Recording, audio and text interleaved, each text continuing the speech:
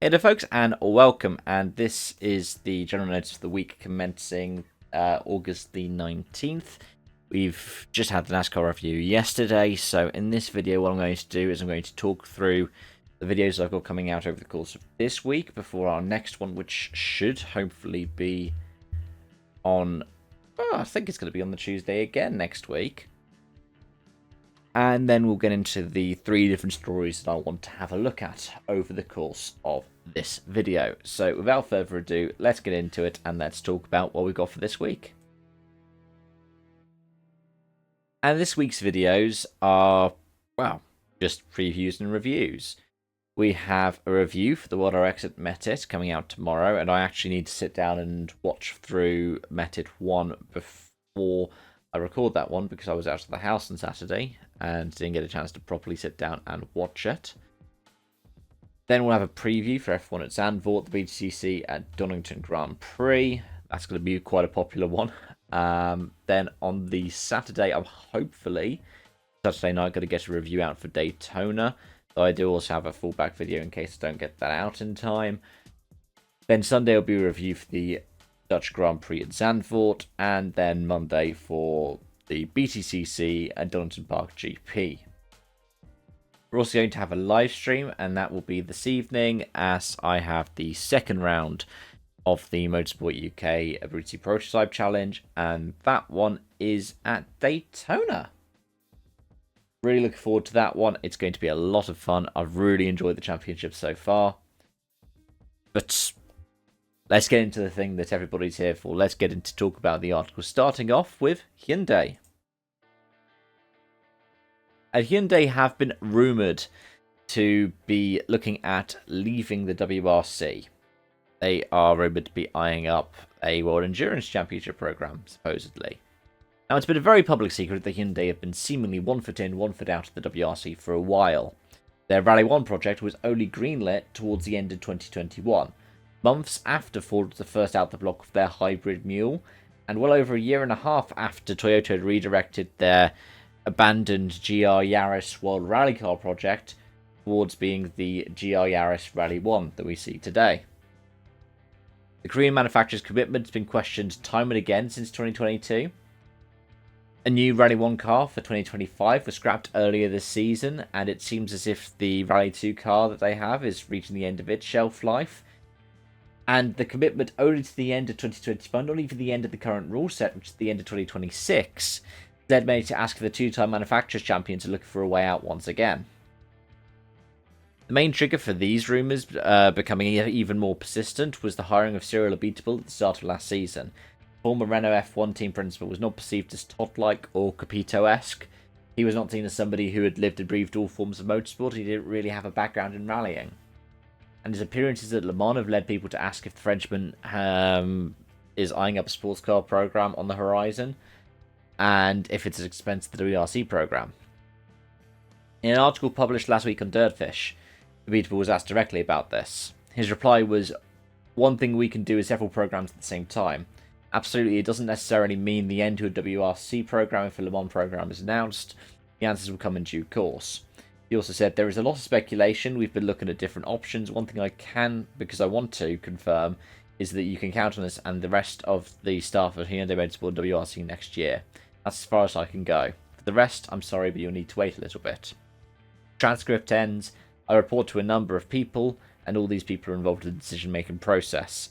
They've got the prerogative to exactly announce our plans, and we will be doing so after the summer break." Now, of course, Hyundai does have TCR programs as part of their customer division in a similar way to the Rally 2 program.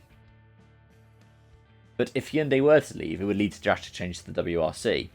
Whilst it has survived on 2 brands before, with Citroën and the M Sport Run Forward operation that didn't have full manufacturer support at the time between 2009 and 2011, the costs to run the cars were considerably more sustainable for teams, and as a result you'd see a dozen full-time entries, as many as 20 World Rally cars frequently entered into an event.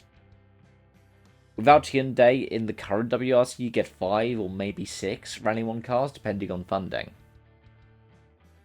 The announcement coming after the summer break gives the WRC promoter and the FIA a bit of time to think. If Hyundai says they're leaving the end of 2025, it gives them the rest of the season to come up with a plan for 2026 and beyond. Whilst Rally 1 is essentially set in stone to the end of 2026, and sport could feasibly stomach one season with 2 works teams, it can't go into another rule set without having at least 3 manufacturers committed to it. And since Rally 2 manufacturers like Citroën and Skoda seem more than content staying in that formula, where costs are noticeably lower and privateers regularly enjoy success, perhaps cost Capira and a far cheaper formula is what the WRC needs. And speaking of cost affordable solutions, TOCA, the owners of the BTCC, announced there will be a new championship for 14 to 17 year olds on the TOCA package for next season. In-house mayor and Fret UK TOCA Junior Championship. The car, built by Chevron and looking eerily similar to the old Peugeot 306, which did race in the BTCC, will be rear-wheel drive with a 5-speed sequential gearbox and coming in about 850 kilograms in weight. Each car will cost just shy of the £80,000 mark, with the entry fee being just under £30,000 per car for the season. It's recommended the engine and gearbox be rebuilt after 2 seasons each, costing £4,800 and £1,600 respectively, with tyres coming in at £155 and a limit on tyres per race meet to try and keep costs down. The juniors will support the BTCC at each of the 10 rounds in 2025, also having 3 races per weekend, meaning the 30 races will determine the champion, much like in the BTCC. Now, a junior Tin Top series on the TOCA package is nothing new. Up until the end of 2022, the Ginetta Juniors served the same purpose. And there were some very notable graduates from it too. When I watched it in 2014 on my first BTCC meet, the field included the likes of Billy Munger, Jamie Chadwick, and Lando Norris. Since 2023, the Ginetta Juniors have been part of the BRC package and supported British GT on the SRO package. Their entry cost is about £19,000 per driver per season, and whilst I couldn't find anything in terms of costs for the car from new, it seems like it's a similar proportion of the car costs of the TOCA Junior. The entry fee is, so around £50,000, £60,000. The question is if they will have the appeal to justify the cost. That's something we'll have to wait and see, unfortunately, as there are no confirmed entries for the TOCA Juniors for 2025. Speaking of entry costs and finances, this video is a lot more about money, and right now we're going to head into what I think the headline thing is. Reuters reported at the end of last week that the sale of WRC promoter GmbH, currently owned by Red Bull and KW25, is being floated at about €500 million. It's supposedly being worked through banking giant JP Morgan. As the Reuters report points out, it could be the sale of the WRC promoter could be an attempt to open up the championship market, namely the US, as WRC is looking to return and open up a market presence. What's fascinating is the price tag.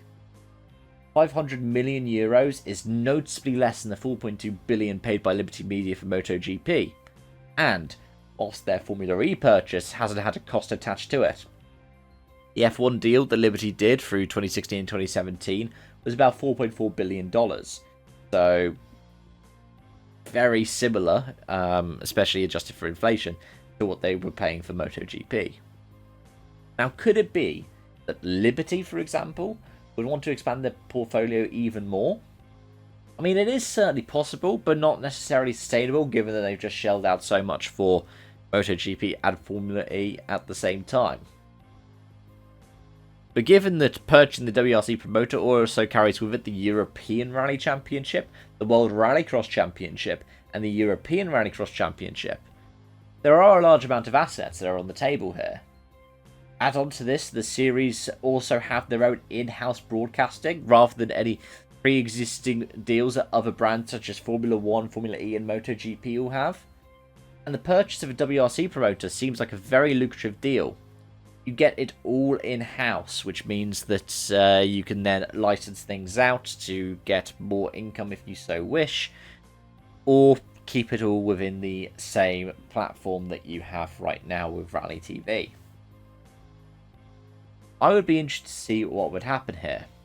I don't really know, and I don't really have the ability to make a guess. I'm not a business person. But I haven't seen this reported much outside of this Reuters article. So maybe it is a red herring.